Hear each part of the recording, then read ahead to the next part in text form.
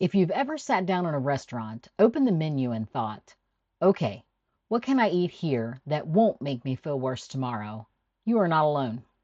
In this video, I'm going to give you some simple, repeatable ways to eat out in a healthy way, avoiding seed oils, avoiding ultra-processed food traps, and keeping your blood sugar steady without turning dinner into a stressful science experiment.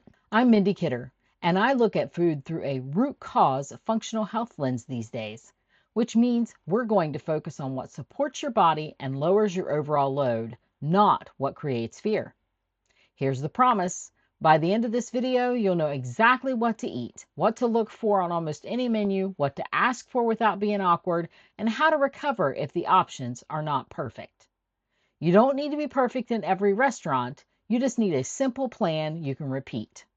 Quick disclaimer, this content is for educational purposes only and is not medical advice. Always work with your licensed healthcare provider for medical concerns, diagnosis, medications, or treatment decisions. And remember, lab tests do not diagnose conditions.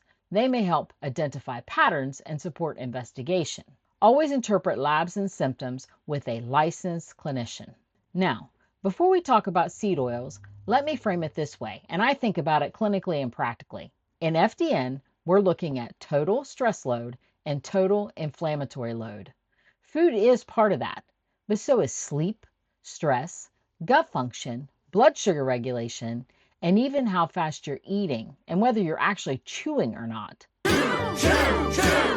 So if you've been trying to eat clean and you still feel inflamed or puffy after restaurants, it's not because you're weak or undisciplined.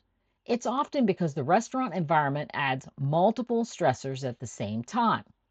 These could be unknown oils or ingredients, bigger portions, more sugar in sauces and dressings, more sodium, which can be a problem or maybe a benefit depending on your hydration level, alcohol, late night timing, and honestly, eating faster because we're talking or distracted. So our goal is not never eat out again. Our goal is to make the restaurant meal lower load and blood sugar friendly most of the time. So think this way. Lower the load with 2 or 3 smart choices, not worrying about nailing it perfectly. So when I say seed oils, I'm talking about oils like soybean, canola, corn, sunflower, safflower, grapeseed, and often many of these are listed as just vegetable oil. And I want to be really clear.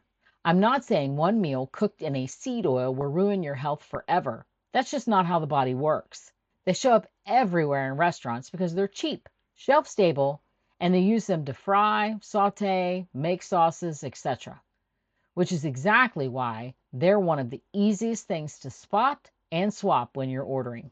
Restaurant meals also tend to stack a few other load increasing factors on top, like bigger portions, more hidden sugar and sauces, and other oils you can't see or verify. So the restaurant strategy is simple. Avoid the biggest sources and reduce the exposure that's easy to reduce. I'm covering a more deeper why behind seed oils and the oils I recommend using at home instead in next week's video. So overall, think about it this way. Don't panic, just avoid the obvious seed oil heavy hitters. Let me give you the spot it fast list.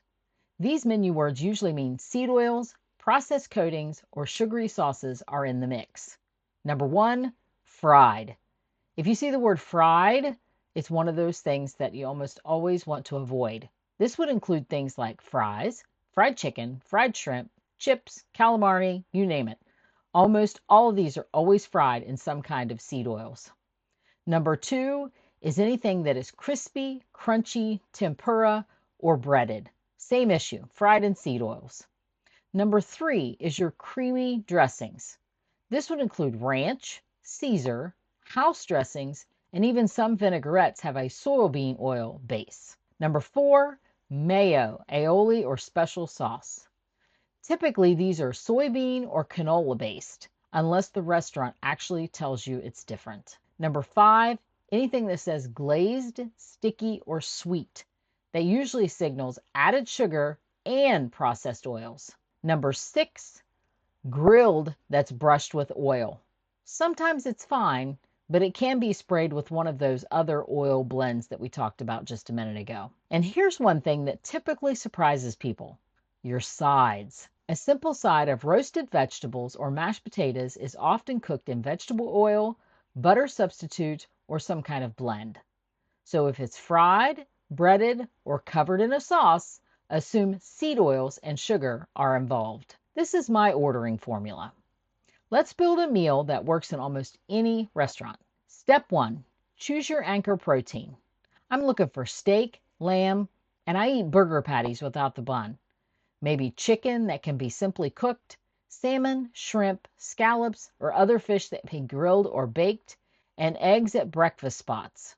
Now, I will give a word of caution about eggs. If you're eating something like an omelet, I know there are specific restaurants that add pancake mix to their eggs in omelets, so have them with caution. Step 2, add your produce, some type of non-starchy vegetable or a side salad. Step 3, choose your fat that you can verify, if at all possible.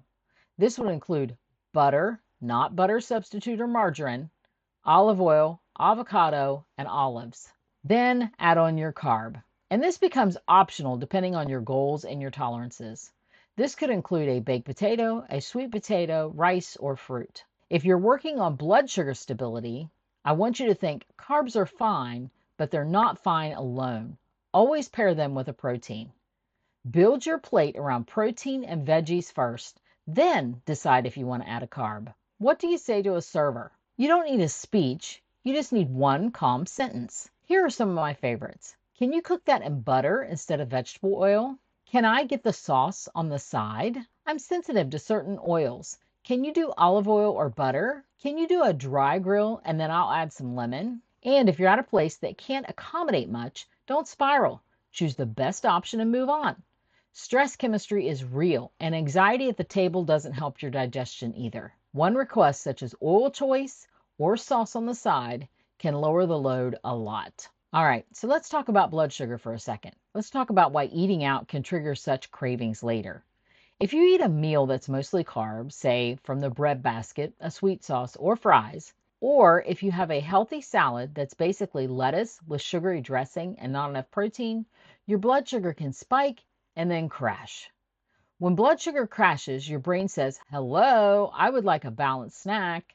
Your brain says, "Find sugar, find salt, find more food." So here's what I want you to do at restaurants. Again, start with your protein. Don't drink your carbs. Get rid of the sweet cocktails and the sugary sodas. Treat sauces like a condiment and not something you bathe your food in. If you want a dessert, consider sharing it or eat it after a solid protein-based meal. Having protein first is one of the most powerful restaurant hacks for cravings. Let's talk about some generally safe scenarios you can do at restaurants. You're going to a steakhouse. Order steak or salmon, a side salad with no dressing, and a plain baked potato. Ask for butter. Steakhouses are usually one of the easiest places to eat clean. Going out for Mexican? Think fajitas or a bowl. Protein, lettuce, salsa, guac. Ask for minimal oil if possible. Skip the chips if you're trying to calm inflammation. It's best to build your own bowl and let salsa and guac do the heavy lifting. Eating at an Italian place? Go for grilled fish or chicken. Vegetables, olive oil, and lemon. If you want pasta, get a small portion and be sure to pair it with a protein. Italian can work, just keep it simple and the sauce light. Eating Asian food this evening? Sauces are the main issue. Choose steamed and protein when you can. Avoid crispy or sweet glazes. Crispy and sticky usually equals oil and sugar. Going to a breakfast diner? Eggs cooked in butter, side fruit, maybe bacon if tolerated, or a veggie omelet. Breakfast spots can be surprisingly easy. So what's the takeaway here for all of these different types of restaurants? Have 1 or 2 default orders per cuisine so you don't get stuck. If you can check out the menu online before you go, that would be optimal. That way you can already decide what you're going to have when you get there. Now, we've talked about the D.R.E.S.S framework in the past. So let's remind you a little bit, just in case you forgot what D.R.E.S.S stands for.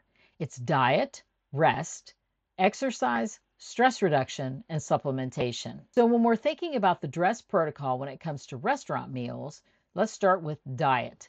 Keep the ingredients simple. Avoid fried and heavily sauced meals. Rest. If you're sleep deprived, your glucose and cravings are louder, and that restaurant meal is going to hit much harder. Exercise, take that 10-minute walk after that meal. It's one of the best blood sugar tools we have. Stress reduction, eat slower than you think you need to. Put the fork down, breathe, enjoy those you are with. Supplementation. In some seasons, digestive enzymes and electrolytes may help, but work with your licensed clinician and don't use supplements to out-supplement a bad lifestyle. If you do nothing else out of these lists, take that 10-minute walk after you eat. Okay, real life. Sometimes you're at an airport, a ballpark, a work dinner, or you're traveling and your options are limited. So think about it this way. Here's your priority list. Number 1, get a protein. Number 2, add produce if you can. Salad, vegetables, fruit. Number 3, avoid the biggest seed oil bombs, which are like fried foods and mayo-based sauces. Number 4, hydrate, especially if you're eating salty foods or flying. Number 5, walk if possible. Number 6, move on and don't turn it into a guilt story. So, for example, at a burger place, you can do a burger patty with no bun, extra lettuce, tomato, mustard, and skip the fries.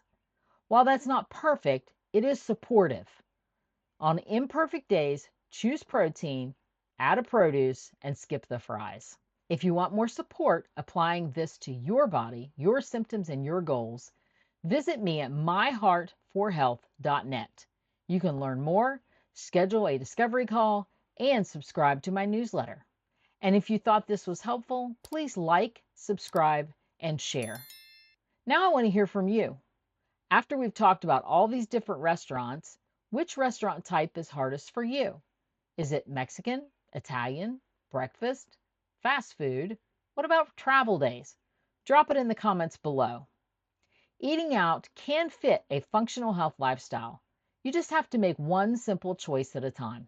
I'm Mindy Kidder for My Heart for Health, and I'll see you in the next video.